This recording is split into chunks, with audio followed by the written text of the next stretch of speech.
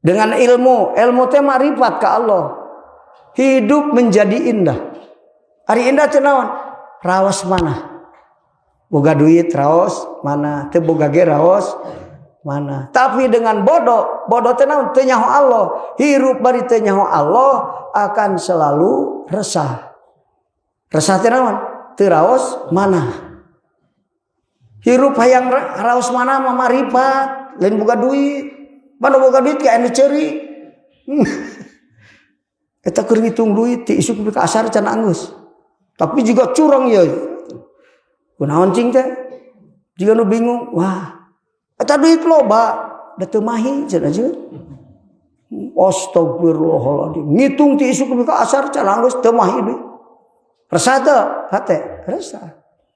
Teu bisa nyageurkeun karesah hate duit teh. Buktina nu nyaho Allah anu tenang maka.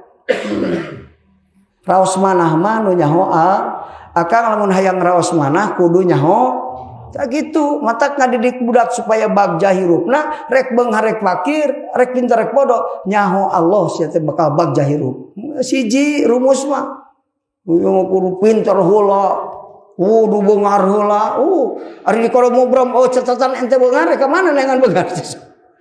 Nu penting beunghar rek fakir rek bodoh rek pinter nu penting hate raos. Sabab iman ka Allah, sabab makrifat ka Allah.